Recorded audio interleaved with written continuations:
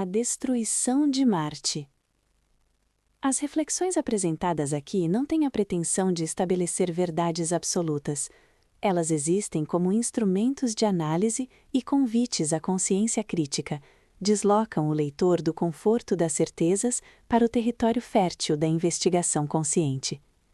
Todos os conteúdos pode e deve ser pesquisado externamente pelo leitor. Fonte: Jan Val Allen. Capítulo 1. A memória que foi apagada.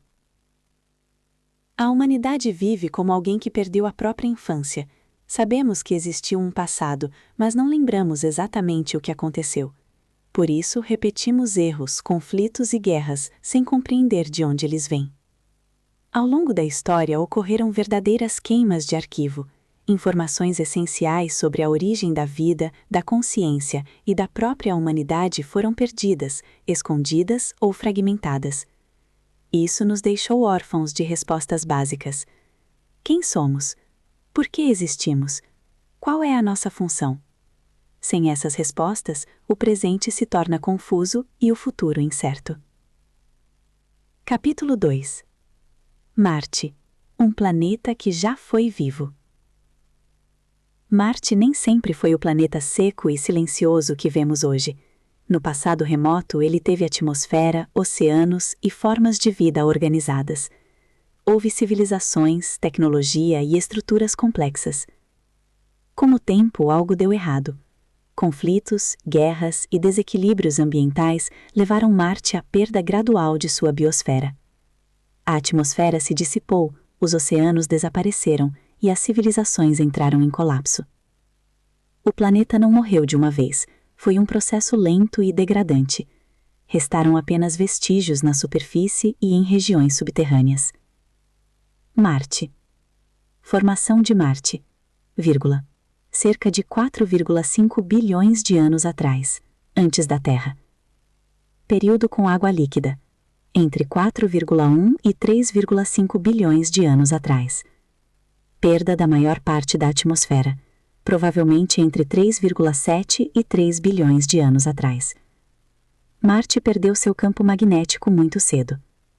Sem campo magnético, o vento solar arrancou a atmosfera, o planeta secou. Possíveis agentes da destruição.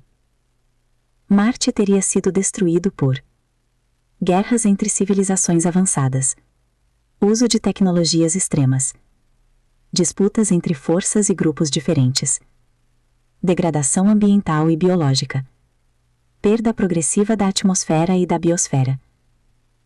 Ou seja, Marte foi destruído por um processo de conflito e colapso civilizacional, não por um único ser específico. Capítulo 3. A extinção de Marte não ficou em Marte. O erro mais comum é pensar que o que aconteceu em Marte terminou ali. Não terminou. A história das espécies que hoje vivem na Terra está profundamente ligada ao que ocorreu em Marte. Quando aquele planeta entrou em colapso, parte da experiência biológica e espiritual migrou. A Terra tornou-se um novo palco, não como um recomeço limpo, mas como uma continuação. Padrões de conflito, competição extrema e dificuldade de convivência reapareceram aqui. O que hoje vemos como violência humana pode ser entendido como eco de conflitos antigos, trazidos para um novo ambiente.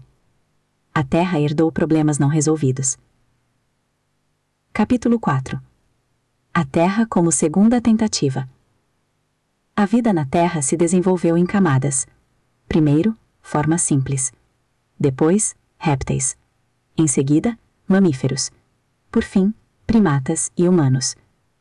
Cada camada cerebral reflete essa história. O cérebro reptiliano ligado à sobrevivência. O sistema emocional ligado ao vínculo. O neocórtex ligado ao pensamento. Isso não aconteceu por acaso. A Terra foi o ambiente onde a vida ganhou uma nova chance de organização e equilíbrio. Se os dinossauros não tivessem sido extintos, os mamíferos não teriam prosperado, e o ser humano não existiria. A destruição abriu espaço para a consciência. A vida na Terra se desenvolveu em camadas. Capítulo 5. A diversidade da vida no universo. A humanidade costuma imaginar que toda a vida inteligente deve ter forma humana. Mas isso não faz sentido. Na Terra existem inúmeras matrizes biológicas. A vida na Terra se desenvolveu em camadas lógicas. Em outros mundos, essas matrizes podem ter evoluído de forma diferente. Em alguns planetas, espécies reptilianas podem ter desenvolvido camadas cerebrais superiores. Em outros, formas aquáticas ou híbridas. Espíritos não dependem de um único tipo de corpo. Eles se adaptam às condições do ambiente. As mitologias antigas já falavam disso. Histórias de animais que pensam, falam e decidem não eram apenas fantasia. Podem ser memórias distantes de épocas em que a diversidade consciente era maior, inclusive aqui na Terra. Em outros mundos, essas matrizes podem ter evoluído de forma diferente. Capítulo 6. O DNA do Criador e o problema da dor. Todas as formas de vida compartilham uma origem comum. Um DNA primordial do Criador, chamado por muitos nomes: Brahma, Javé ou outros. Esse DNA foi sendo trabalhado, modificado e espalhado pelos mundos. Cada espécie carrega fragmentos dessa origem. O problema é que a criação biológica envolve dor. Cada animal ferido, cada morte violenta, cada luta pela sobrevivência gera sofrimento. Esse sofrimento não desaparece, ele se acumula. Em determinado ponto, o processo saiu do controle. A criação passou a girar sozinha, produzindo mais vida, mais dor e mais consciência do que consciência. Esse sofrimento não desaparece, ele se acumula. Capítulo 7. O surgimento do ser humano. O ser humano surge como uma resposta a esse impasse. Não como um ser perfeito, mas como um ser capaz de perceber o próprio erro. O humano sofre, mas também reflete. Erra, mas aprende. Cai, mas pode se levantar consciente. Essa é a diferença essencial. O ser humano pode ressignificar a experiência da vida. Pode transformar instinto em ética, medo em compreensão e violência em escolha. Por isso, a humanidade carrega um peso maior do que imagina. Não é privilégio, é responsabilidade. Capítulo 9. Marte, Terra e o futuro humano. Nada do que aconteceu em Marte ficará oculto para sempre. Nada do que aconteceu fora da Terra é irrelevante para nós. O passado de Marte explica o presente da Terra. O presente da Terra decide o futuro da humanidade. A grande questão não é descobrir apenas o que aconteceu lá fora, mas o que faremos aqui com essa consciência. A extinção de Marte é um aviso. A Terra ainda tem escolha. O ser humano é o elo entre o erro antigo e a possibilidade de acerto.